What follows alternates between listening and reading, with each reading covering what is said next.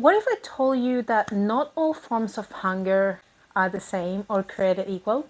We are driven to eat for many different reasons. This is why I believe not all reasons why we eat are created equal or have the same driver. It is important to know and identify what your body needs and eat with the right intention.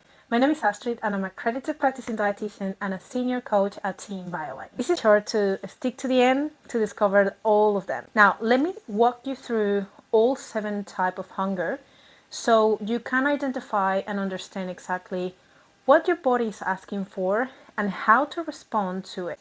So the 7 types of hunger are physical or biological hunger, taste hunger, which sounds good, tastes good, or cravings. Emotional hunger, which could be emotional eating, memory related eating. Practical hunger, habitual hunger, deprivation hunger.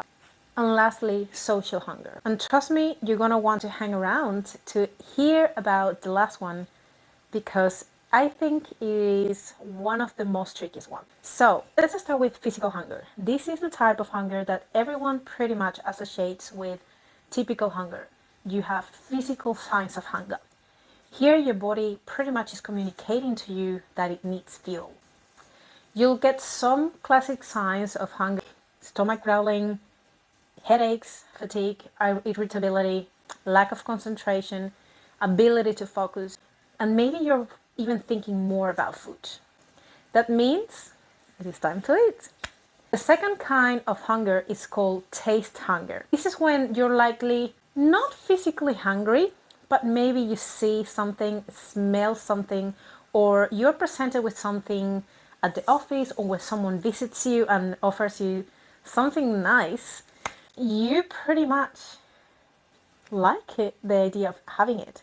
Or maybe you have a craving for something that genuinely like eating so much that you want to have some of it. So this kind of hunger is also communicating you perhaps a need, maybe not necessarily a physical one, but more a mental need. Honoring these cravings can prevent you from binge eating episodes, overeating impulsively, because pushing cravings off and off and off will only create more desire. Remember something, you're allowed to enjoy food just because it tastes good.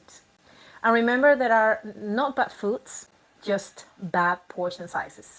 The third type of hunger is emotional hunger. And this is the type of hunger that someone typically resonates with if they are emotional eaters. And with this one, you are using food to cope or respond to an emotion. Within this category, there are 2 subtypes that I believe they are worth mentioning. The first type is association eating, or eating in response to an attempt of reviving an old memory that really deserves remembering.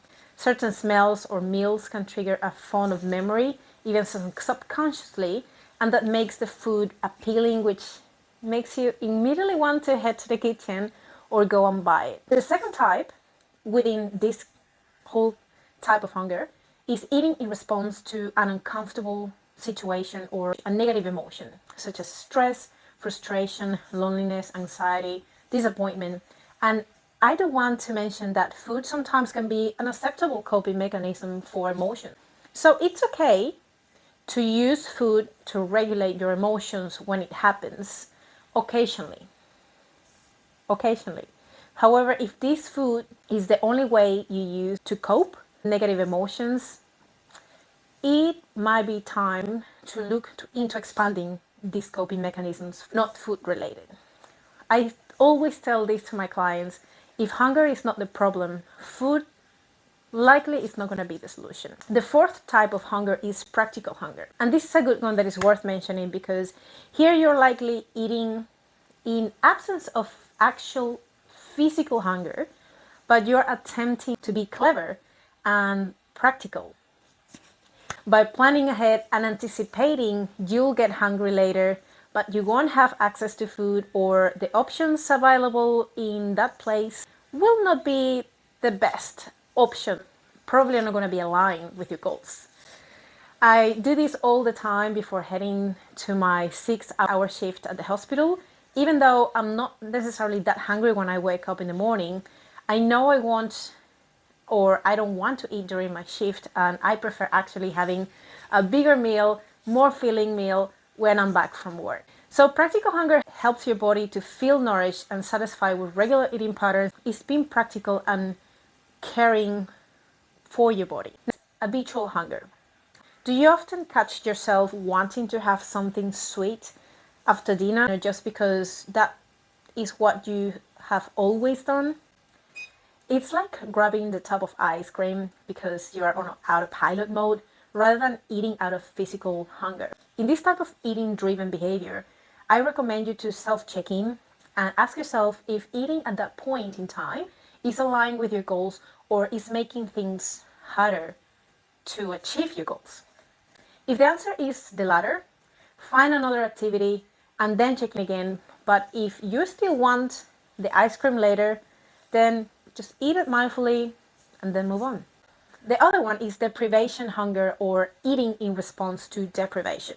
When I began to listen to my body and feel my body accordingly, there were times when I felt like I could just not stop eating certain things, especially those foods I would tell myself in the past that they were off limits because they were bad.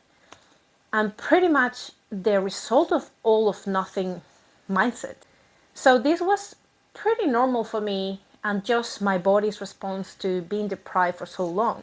My body thought I was going to deprive it again of those foods, or like I wanted to prepare my body to just go again on a restriction mode. Once I allowed myself unconditionally to just eat all of these foods, this uncontrollable deprived feeling pretty much disappeared. That's the big message. Allow yourself unconditional permission to have certain foods and move on.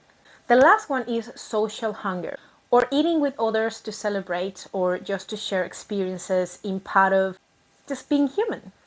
I have attended parties and I wasn't really hungry, but I had a little piece of cake to just be part of the experience. However, social hunger can also be seen with the lens of practical hunger. Let's say you want to be part of the experience with all the people around, but not necessarily have food being part of the main experience. It's going to be part of it where you can enjoy some of that, but it's not going to be the main focus. In this case, you don't go hungry, you eat well during the day, you nourish yourself, you eat a lot of protein, veggies, and perhaps you allow yourself to save some carbohydrates or fats for that particular meal. But you can also decide to eat well during the day and grazing a little bit here and there in these events, but your main focus is going to be sharing experiences, talking with people, connecting with more people. Just focus on socializing and creating memories and not on eating because you saved all your calories to that point and you were so hungry.